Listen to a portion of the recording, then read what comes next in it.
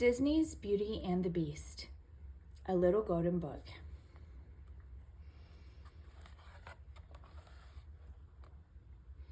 Beauty and the Beast, adapted by Teddy Slater.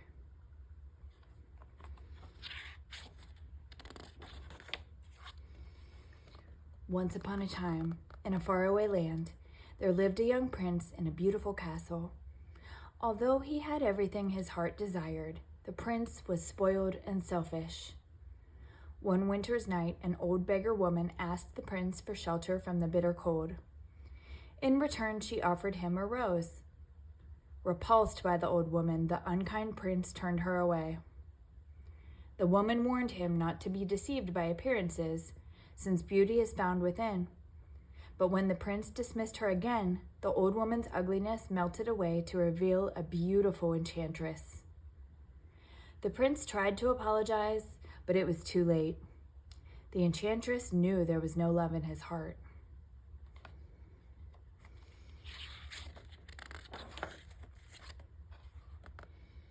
As punishment, the enchantress transformed the prince into a hideous beast. Then she placed a powerful spell on the castle and all who lived there. The rose she had offered was an enchanted rose. It would bloom until the prince was 21.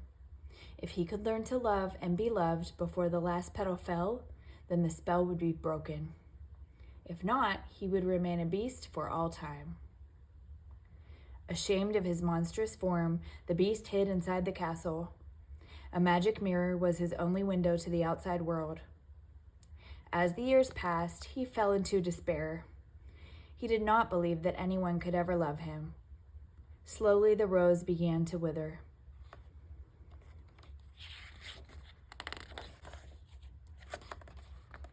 In a nearby village, there lived a young girl named Belle. She was very beautiful. But Belle, unlike the other girls in the village, cared only for her books and always felt out of place. Her father, Maurice, was a reader of books too. But while Belle read about adventure and romance, her father studied technical books. Maurice was an inventor, a genius, according to Belle, a crackpot, according to the townsfolk. Belle is even stranger than her father, the villagers whispered. Her nose is always in a book and her head is in the clouds. Gaston the hunter, who was the handsomest man in town, wanted to make Belle his wife. No matter how many times she turned him down, Gaston would not take no for an answer. He was determined to wed the lovely Belle, even though she thought he was a brainless brute.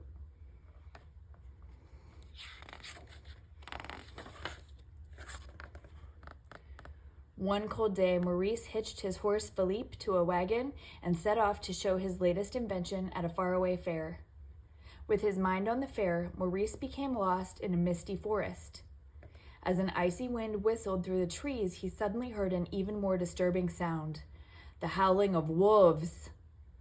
Philippe bolted, and Maurice fell to the ground. To escape the wolves, the frightened man ran deeper and deeper into the woods. He came to a castle that seemed deserted and stumbled inside. There Maurice was greeted by Mrs. Potts the teapot, Cogsworth the mantel clock, and Lumiere the candelabra. But before he had time to marvel over these strange creatures, an even stranger one appeared, the beast. When Maurice stared at the beast in horror, the beast howled angrily. Then he scooped Maurice up and carried him off to a dungeon.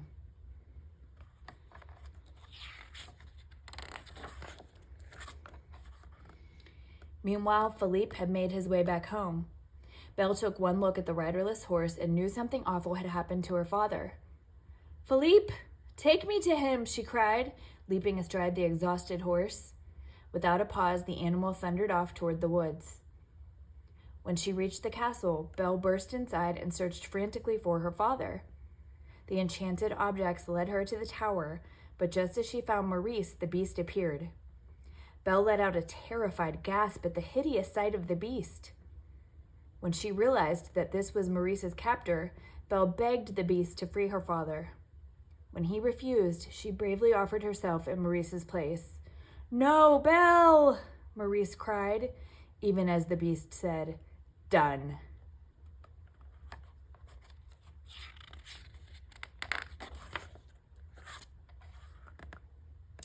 Before Belle could bid her father goodbye, the beast led her to her room.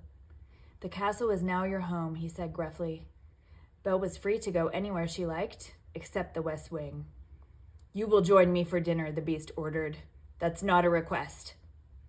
Still, Belle refused, and the beast stomped off in anger. That night, Belle slipped out of her room and found her way to the forbidden West Wing.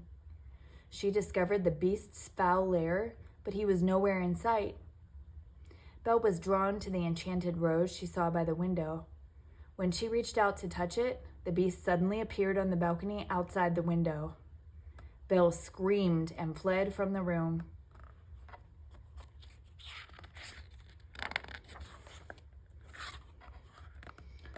Her heart pounding, Belle ran out of the castle, mounted Philippe, and fled into the night.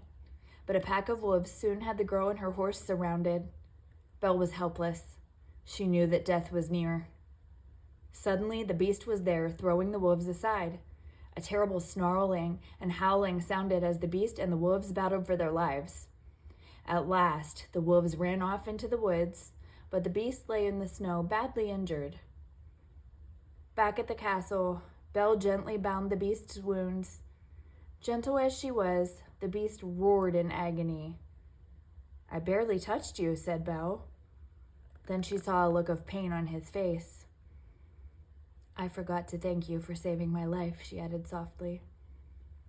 The beast only grunted in reply, but when Belle turned away, the hint of a smile could be seen on his face.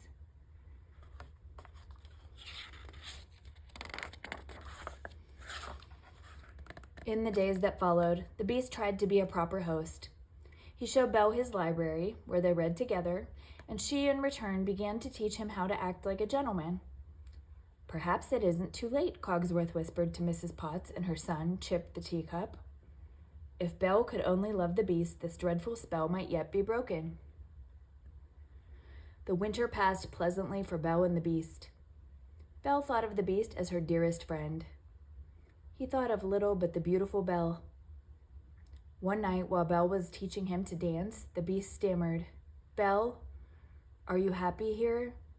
With me?" "Yes," said Belle without hesitation. But the beast saw a trace of sadness in her eyes. Then Belle added, "If only I could see my father again, even for a minute."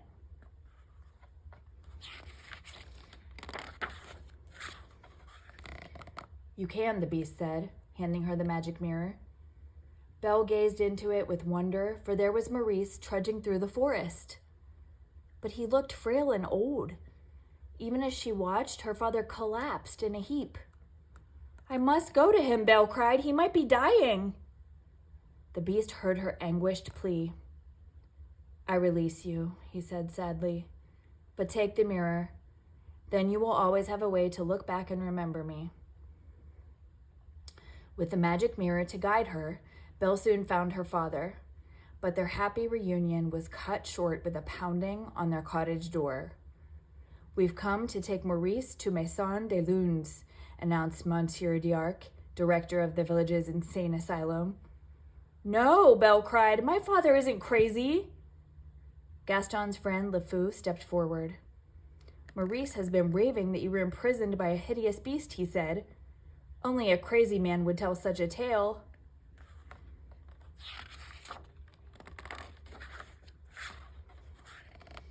"But it's true," Belle protested. Her worried eyes searched the angry crowd and lit on Gaston.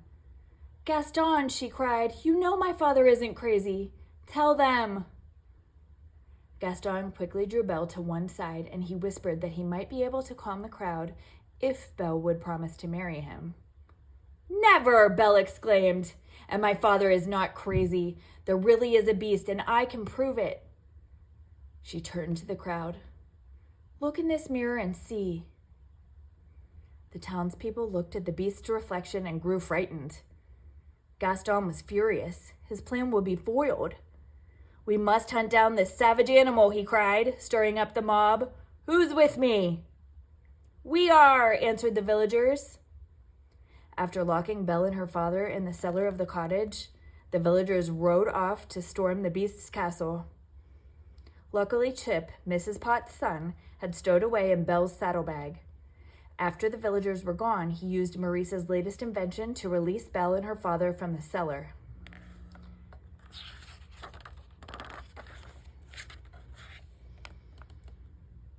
By the time Belle reached the castle, the townspeople had broken in. Gaston and the Beast were in a mortal duel on the castle roof. The Beast managed to knock Gaston's weapon from his hand. Then there was nothing to stop him from killing Gaston, nothing but the Beast's own humanity. Gaston screamed for mercy. The Beast granted it and turned away from his foe. Then Belle watched helplessly as Gaston rose up and plunged a knife into the Beast's back. The Beast roared in pain, frightening Gaston. Backing away from the wounded Beast, the hunter lost his footing and fell off the roof into the fog below. Broken-hearted, Belle flew to the Beast's side. "You came back," the Beast said weakly. "At least I can see you one last time." "No, no," Belle said, sobbing as she kissed his cheek. "Please don't die. I love you."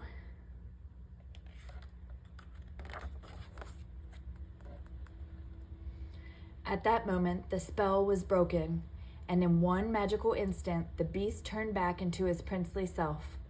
The enchanted servants returned to their human forms as well. The castle came alive with rejoicing. Mrs. Potts cried human tears of joy as the handsome young prince gathered the beautiful Belle into his arms. Mrs. Potts, Cogsworth, and Lumiere had not one doubt that the loving couple would live happily ever after.